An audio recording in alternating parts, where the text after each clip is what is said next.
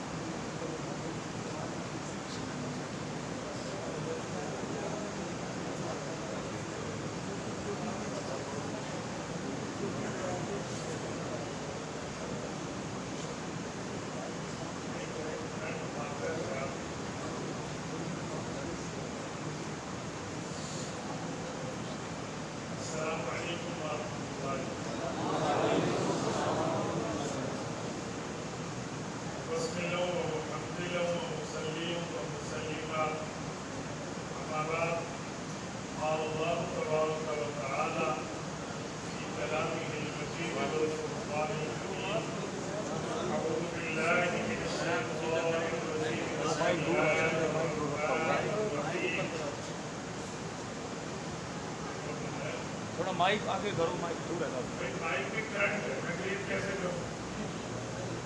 ایک ہوش کرے گا تو گریب تو میرے ہی ہو، آپ اسے کیا اس کا کور لا تھوڑا دیر نہیں ہمیں ہر جگہ مائک کے کور ہوتے ہیں، یہاں کور دیکھو چھوٹے مائک کے کور ہے، بڑے کے کور نہیں۔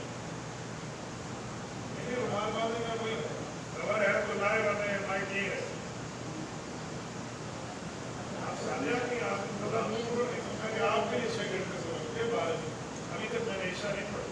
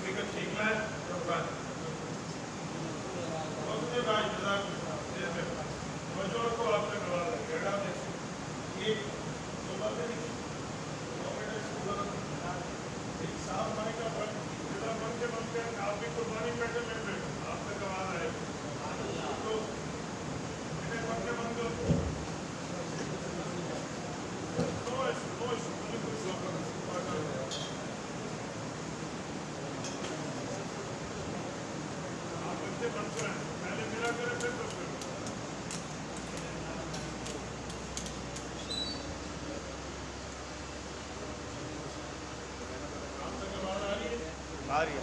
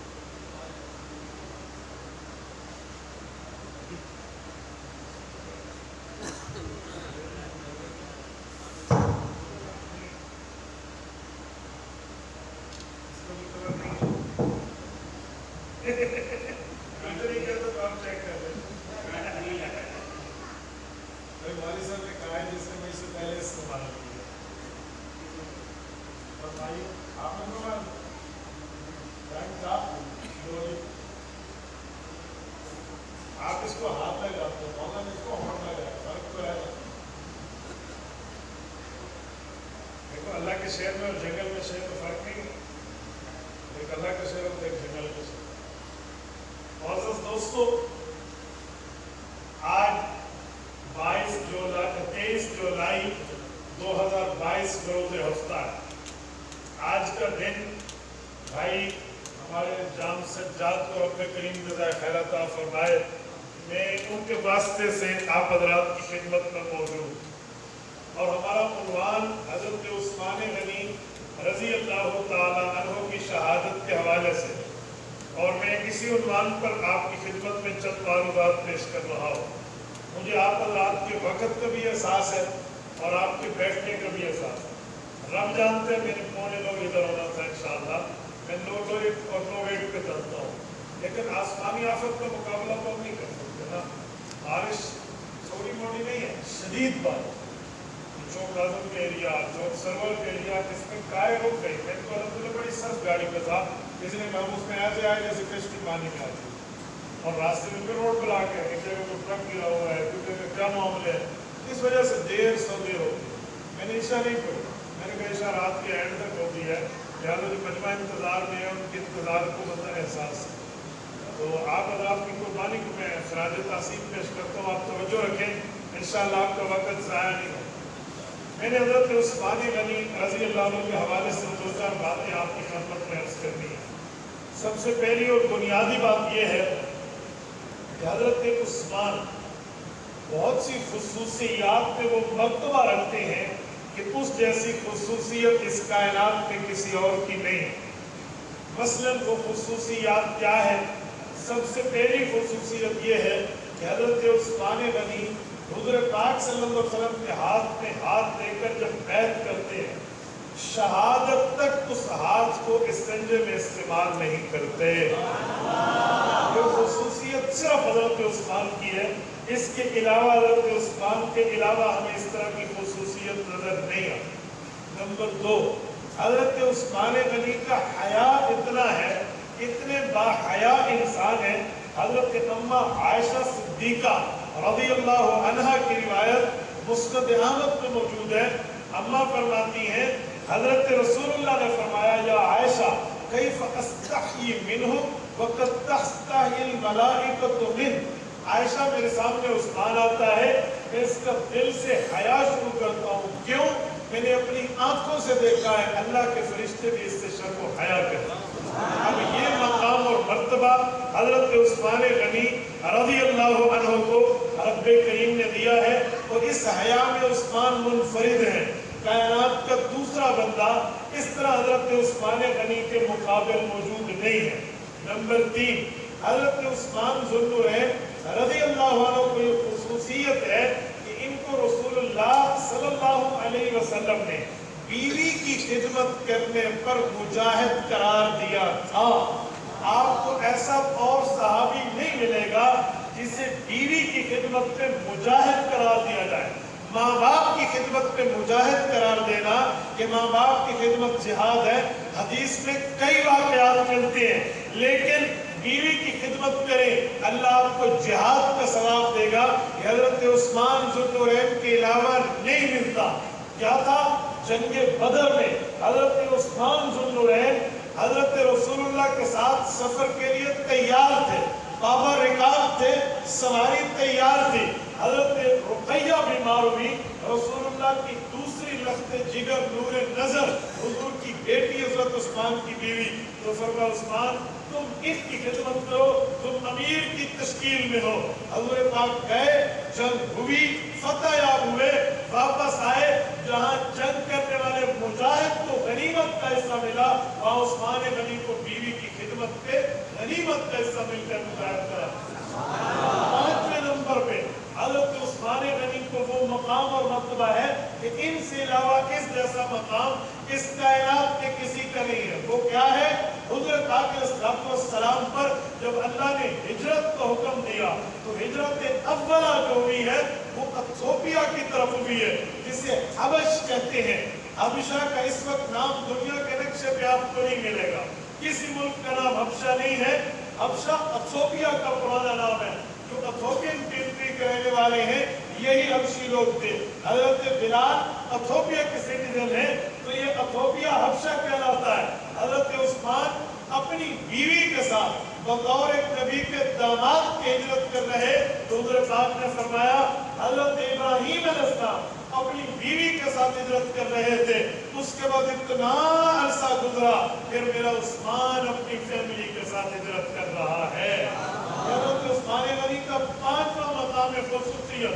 چھٹا حضرت عثمان غنی رضی اللہ تعالیٰ عنہ کی مقام خصوصیت یہ ہے کہ حضرت عثمان ذوالنورین رضی اللہ عنہ کو رسول اللہ صلی اللہ علیہ وسلم نے 2 بیٹیوں کا رشتہ یکے بعد دیگرے دیا ہے.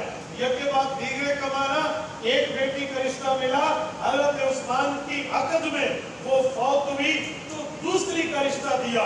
یہ 6 نمبر پہ عثمان ذوالنورین کی فضیلت ہے جو اس کائنات میں کسی کی نہیں ہے. کل قیامت میں جہاں 1,24,000 کم و بیش انبیاء کی 1,24,000 امتیں موجود ہوں گی. اگر اعلان کر دیا جائے کہ وہ خوش نصیب کھڑا ہو جس کے کندھوں پہ تمغے سجے ہو کہ وہ ایک نبی کا دوہرا داماد ہو تو امت آدم علیہ السلام خالی، امت شیش خالی، امت نوح خالی، امت ابراہیم و اسماعیل خالی، زکریا و یوسف خالی، یعقوب و دانیال خالی. حضرت رسول اللہ سے پہلے 1,23,999 پیغمبروں کے امم میں یہ رتبہ نہیں ہے. یہ صرف عثمان غنی. اس کائنات میں اس سے بڑھ کے اور رتبہ کیا ہو. یہ 6 نمبر پہ. 7 نمبر پہ حضرت عثمان غنی رضی اللہ تعالی عنہ کو رب کریم نے یہ رتبہ دیا کہ فیملی کے ساتھ اول ہجرت بھی کی، فیملی کے ساتھ ڈبل ہجرت بھی کی. کیا معنی؟ ایک ہجرت کی ہے مکہ سے ایتھوپیا حبشہ اور دوسری ہجرت کی ہے ایتھوپیا حبشہ سے مدینہ. وہاں بھی فیملی، یہاں بھی ود فیملی. حضرت عثمان اہل بیت کے واحد فرد ہیں جو اس طرح ہجرت کر کے ادھر بھی گئے ادھر بھی آئے. اس لیے ان کا لقب ہے ذوالنورین. ذوالنورین کے 3 مطلب ہیں. ایک مطلب نبی کی 2 بیٹیاں ملی، ایک مطلب نبیوں پاک پر ایمان لانے کے بعد 2 مرتبہ ود فیملی ہجرت کی. اور ذوالنورین کا ایک تیسرا مطلب بھی ہے جس کو 8ویں خصوصیت کہہ سکتے ہیں. وہ کیا ہے؟ حضور پاک صلی اللہ علیہ وسلم نے حضرت عثمان ذوالنورین کے لیے 2 بار جنت کی اچھوتی خوشخبری دی ہے. وہ کون سی؟ حضرت رسول اللہ کے لیے صحیح بخاری میں حدیث ہے. حضرت ابو ہریرہ فرماتے ہیں اللہ کے رسول جبل احد پر تشریف لے گئے. احد پہاڑ پہ ٹھہرے تھے، احد کانپنے لگا محبت پیغمبر میں، رسول اللہ کے قرب میں احد محبت سے ہلنے لگا. حضور پاک نے اپنی اس کو جسے ہم کہتے ہیں ایڑی مبارک کو احد پر مارا. فرمایا اثبت احد فإن عليك نبي وصديق وشهيدان. عثمان اور عمر اور ابو بکر اور رسول اللہ 4 تھے تو 4 رتبے بتائے کہ احد کانپتا کیوں ہے. تجھے نہیں پتا تو وہ مقدس پہاڑ ہے جس پہاڑ پہ ایک ہی وقت میں امام الانبیاء بھی ہے، ابو بکر صدیق بھی ہے اور عثمان اور عمر جو شہید ہیں وہ بھی. زندگی میں حضرت عثمان غنی کو شہادت کی خوشخبری ملی ایک موقع. دوسری حضرت عثمان ذوالنورین کو حضرت رسول اللہ صلی اللہ علیہ وسلم نے عثمان فی الجنہ کہہ کے عشرہ مبشرہ کے وقت فضیلت دی. نمبر 3 حضرت عثمان ذوالنورین رضی اللہ تعالیٰ عنہ کو یہی مقام کتابت وحی پر ملا. ان تینوں پر ایک الفاظ میں شہادت شہادت شہادت کی خوشخبری ملی. اس طرح 3 موقعوں پہ جمع کر کے کسی ایک صحابی کو یوں جنت کی خوشخبری اکٹھا دے دینا یہ حضور پاک حضرت عثمان کے علاوہ اور کہیں ثابت نہیں ہے. 9ویں نمبر پہ حضرت عثمان ذوالنورین کی ایسی خصوصیت جو اس دھرتی پہ کسی کی نہ ہو وہ کیا ہے؟ حضرت عثمان ذوالنورین رضی اللہ عنہ کو اللہ کے رسول نے یہ اتھارٹی دی، پرمیشن دی، اجازت دی. عثمان تو نے تبوک کے موقع پہ ڈونیشن دے کے مسلمانوں کی امداد کر کے اللہ سے وہ مقام پا لیا ہے. ما ذر عثمان بعد هذا اليوم. اگر خدا نخواستہ تجھ سے کوئی گناہ بھی ہو گیا تو میں محمد گارنٹی دے رہا ہوں اللہ تجھ سے اس نیکی کے بعد اس کی پوچھ کر دیکھ. نامی خصوصیت 10 کا نمبر حضرت عثمان کی وہ خصوصیت جو اس دھرتی پہ کسی اور کی نہیں ہے. وہ کیا ہے؟ حضور پاک نے اپنے ہاتھ کو حضرت عثمان کا ہاتھ قرار دیا. جب صلح حدیبیہ ہو رہی تھی اور حضرت عثمان کی شہادت کا بدلہ لیا جانا تھا تو حضرت رسول اللہ صلی اللہ علیہ وسلم نے سب صحابہ سے بیعت کی. عثمان موجود نہیں تھے تو اپنے ایک ہاتھ کو حضرت عثمان کا ہاتھ قرار دے کر فرمایا یہ عثمان کی طرف سے بیعت ہے. تو حضرت عثمان شہادت تک فرماتے تھے لوگوں تمہارے رتبے درجے مرتبے حیثیت اور ویلیاز اپنی جگہ ہوں گی لیکن جو مجھے میرے پاک پیغمبر سے محبت ملی ہے وہ یکتا محبت ہے. اس جیسی محبت اور جگہ نہیں ہے. وہ یہ ہے کہ حضور پاک علیہ السلام نے اپنے پورے ہاتھ کو میرا ہاتھ قرار دیا. یہ میں نے 10 خصوصیات آپ کے سامنے حضرت عثمان کی اس بنیاد پہ ذکر کی ہے. تو عثمان ضرور ہے اس دھرتی کا وہ واحد شخص ہے جو اتنی خصوصیات رکھتا ہے کہ اس کے علاوہ اور اس طرح کا مقام کوئی.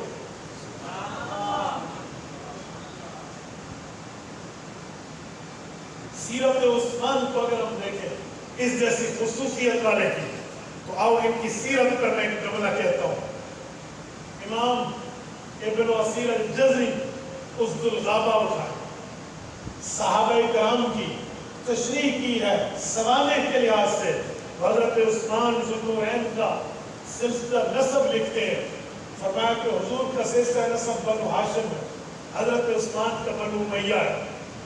لیکن بنو امیہ اور بنو ہاشم کو اگر 5 دادے آگے لے جائیں تو 5ویں پشت میں جو حضور کا دادا وہ حضرت عثمان کا دادا سلسلہ نسب ایک ہو جاتا. یہاں پر میں ایک جملہ مزید بھی کہتا ہوں. جب ہم بنو امیہ کا لفظ کہتے ہیں کچھ بے وقوفان امت کے طبقے میں مروڑ اٹھتا ہے. بنو امیہ دشمن رسول خاندان اس کی حضور سے جنگیں موجود ہیں. اور بعض لوگ کہتے ہیں امیہ بنو ہاشم کے دشمن لوگ تھے. میں اس کو کلیئر کرتا جاؤں توجہ رکھنا. میں نے کہا میں مان گیا کہ بنو امیہ کے کچھ لوگ حضرت رسول اللہ کے مد مقابل آئے تھے جنگیں کی تھی حضور کے خلاف جنگ کی قیادت کی تھی. اس سے پورا خاندان غلط ہو جاتا ہے. اگر یہی بات تو بنو ہاشم کے کچھ لوگ بھی حضور کے مقابل آئے انہوں نے بھی جنگیں کی وہ جنگ میں قیدی بنے ہیں. تو بتاؤ بنو ہاشم کو غلط کہہ دو گے؟ حضرت عباس حضرت عقیل بن ابی طالب یہ دونوں چچا اور بھتیجا جو رسول اللہ کے ایک کزن ہے وہ ایک چچا ہے رضی اللہ عنہ بعد میں صحابی بنے. جنگ بدر میں یہ دونوں صحابہ کے ہاتھوں گرفتار ہوئے تھے کفار کے لشکر میں سے. کیا مطلب؟ آپ اس بنیاد پر حضور پاک کے خاندان بنو ہاشم کو غلط کہہ دیں گے. جو جواب آپ کا وہی جواب بنو امیہ کے کافی کر سکتے ہیں. بات ہے ایک دو معاملات کو اٹھا کر ایک محب خاندان پر انگلیاں صاف کر دیں. سنیں الاسلام یہدم ما کان قبلہ وان الہجرۃ تہدم ما کان قبلہ وان الحج یہدم ما کان قبلہ. حضور نے فرمایا 3 چیزوں کا 3 انعام ہے. ایمان لاؤ گے پچھلے سارے گناہ ختم. ہجرت کرو گے پچھلے سارے گناہ ختم. حج کرو گے پچھلے سارے گناہ ختم. جب بنو ہاشم کے لوگ ایمان لاتے ہیں پچھلے گناہ ختم ہوتے ہیں. بنو امیہ کے لوگ ایمان لاتے ہیں ان کے ختم کیوں نہیں ہوتے ہیں؟ ان پر انہیں انصاف کیوں ہوتے ہیں؟ اس لیے پتہ چلا دلیل کی نہیں تجھے ذلیل کا واسطہ ہے. تجھے دلیل نہیں چاہیے. تیرے اندر بغض تعصب عناد موجود ہے اور جہاں بغض تعصب اور عناد کی باتیں ہوں انہیں دلیل سے نہیں انہیں ڈنڈے سے سمجھایا جائے. اور میرے دوستو سنو یہ بنو امیہ پر لوگ انگلیاں صاف کرتے ہیں. میں ایک جملہ مزید کہتا ہوں. اگر بنو امیہ اتنا غلط خاندان تو حضور پاک علیہ السلام کے رشتوں میں بنو امیہ سے رشتہ داری لینے کے لیے اور دینے کے لیے.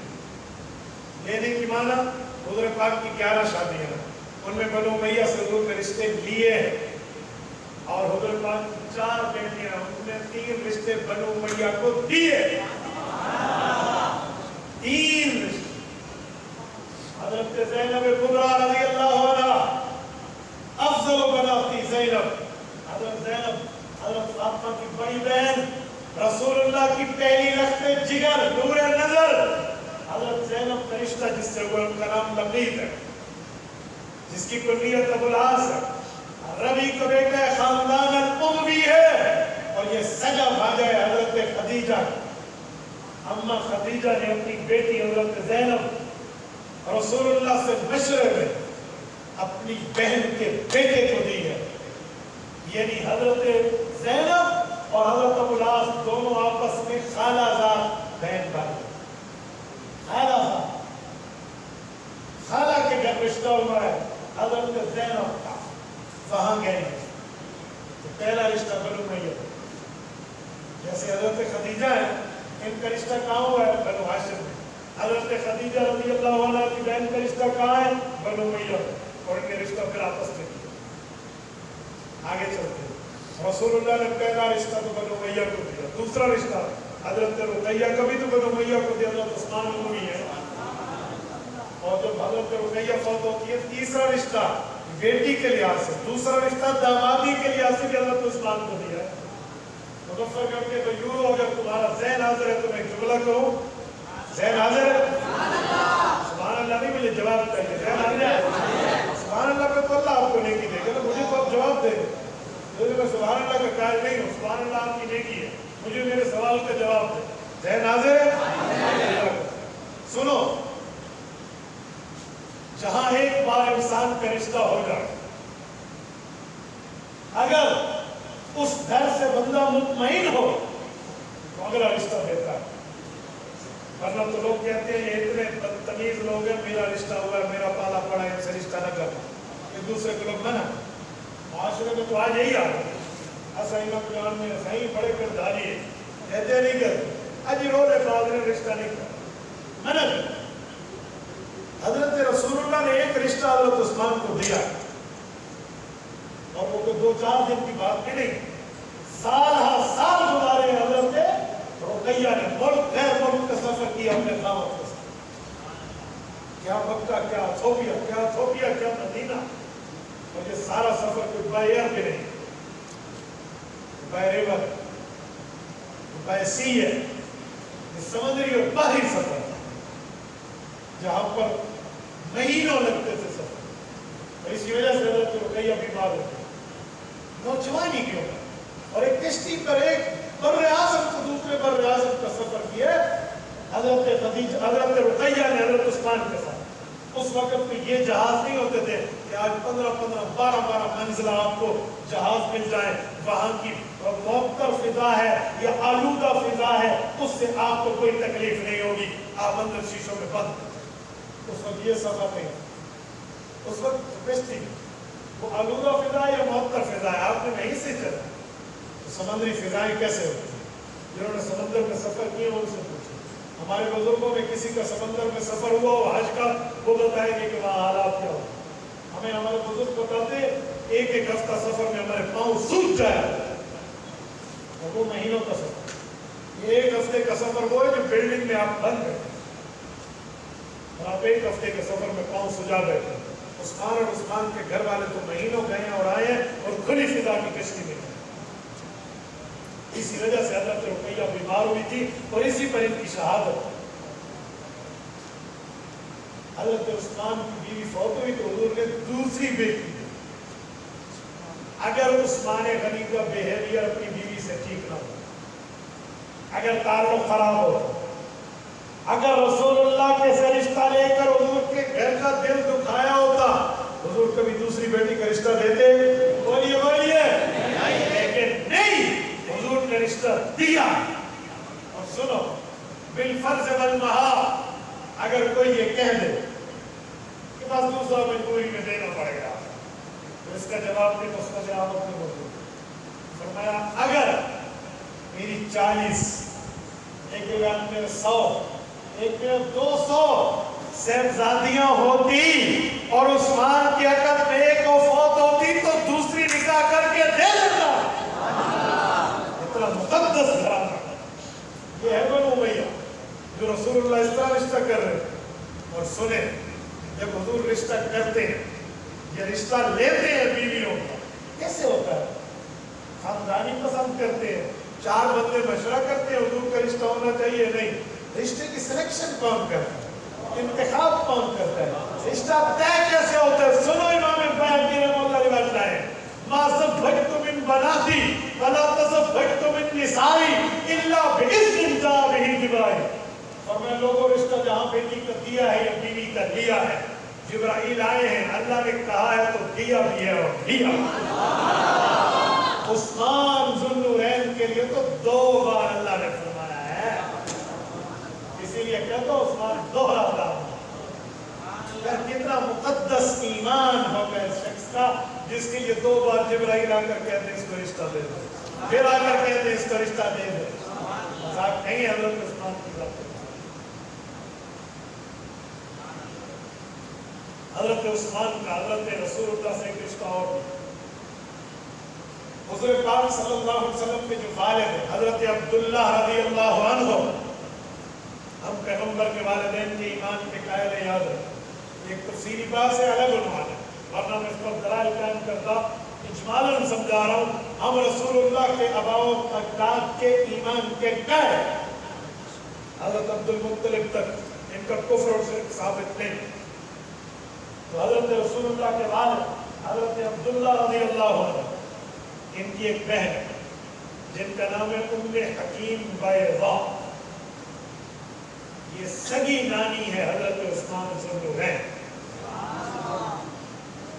फूफी की बेटी अरवा, ये रसूलुल्लाह की फूफी ज़ात, और अरवा हज़रत उस्मान की अम्मा है।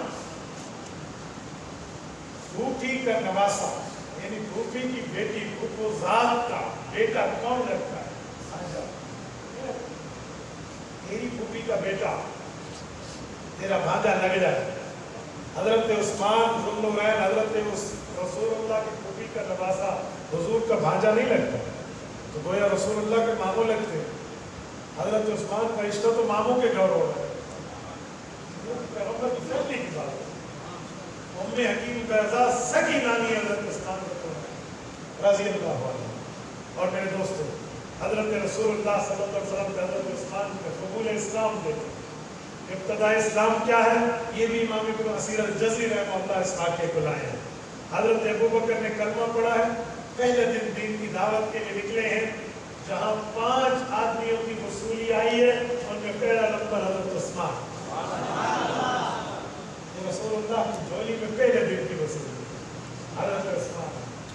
हज़रत उस्मान ज़ुन्नुरैन रज़ियल्लाहु ताला अन्हु को ये मकाम मिला कि उन्होंने रसूलुल्लाह सल्लल्लाहु अलैहि वसल्लम पर कलमा पढ़ा। मैंने तो आपके सामने फिल्मी तौर पर 10 गिनवाई थी खुसूसियात।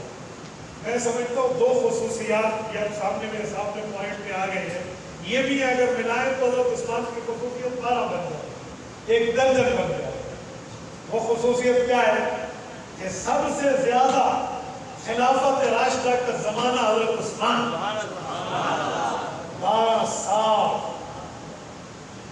साल।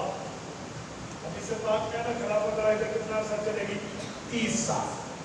2.5 साल हज़रत अबू बकर, 10 साल हज़रत उमर, 12 साल हज़रत उस्मान, 4.5 से पौने 5 साल हज़रत अली और 6 माह इमाम हसन। खिलाफत राशिदा मुकम्मल ये 30 साल बनते, उनमें 12 साल हज़रत उस्मान। ये भी खुसूसियत है। और 12वें नंबर पे खुसूसियत देखें, हज़रत उस्मान की खुसूसियत ये है कि खिलाफत राशिदा में ये वाहिद खलीफा राशिद है। जब अमीरुल मुमिनीन वक़्त बने तो इनकी अम्मा हज़रत अरवा जिंदा थी। इनकी माँ ने बेटे को बादशाह इस्लाम बनते देखा है, बाकी किसी खलीफा राशिद की वालिदा उसकी खिलाफत के मुतमक्किन होने के वक़्त दुनिया में मौजूद नहीं। हज़रत अबू बकर सिद्दीक़ की अम्मा मौजूद नहीं है जब हज़रत अबू बकर खलीफा बिला फसद हो। हज़रत उमर की वालिदा हज़रत उमर की खिलाफत के तमक्कुन के वक़्त मौजूद नहीं है। सैयदना अली की वालिदा तमक्कुन खिलाफत हैदरी के वक़्त मौजूद नहीं है। वाहिद हज़रत अरवा है। हज़रत उस्मान गनी अपने बेटे को अपनी आंखों से अमीरुल मुमिनीन बनते देखा। सबसे ज़ायद ज़माना ये खिलाफत राशिदा का है। आओ मैं एक वाक़या हज़रत उस्मान ज़ुन्नुरैन की मोहब्बत पैगंबर और प्यार का, ये सही बुखारी की रिवायत है। حضرت ابو موسیٰ اشعری رضی اللہ عنہ سے راوی حضرت ابو موسیٰ اشعری کا اصل نام ہے عبداللہ بن قیس تو یہ عبداللہ بن قیس رضی اللہ عنہ راوی صحابہ کرام پر لوگ آج کل نام تو بڑا لیتے ہیں صحابہ صحابہ کرتے ہیں لیکن صحابہ پر معلومات امت کو نہیں صحابہ کا صرف نام لے لیں صحابہ پر معلومات بھی رکھیں تو پوچھے گا آپ حضرت ابو بکر کا اصل نام کیا ہے تو بغل میں